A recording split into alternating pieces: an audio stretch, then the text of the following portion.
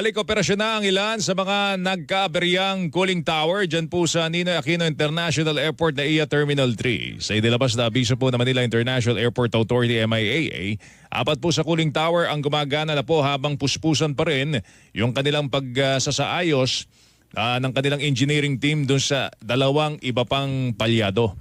Ayon kay Attorney Chris Bendio, tagapagsalita ng MIAA, Paypay. may kalumaan.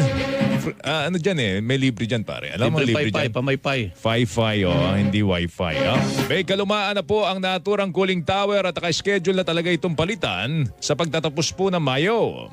Talaga pong for replacement na rin itong mga cooling towers na ito. In fact, ongoing na po yung project na yan. Oldies, Kaya lang po end of May ang target bata po ng replacement po nung itong 6 na cooling towers na ito. Kaya lang po siguro dahil talagang sa matinding init ng panahon ay bumigay din po yung dalawa.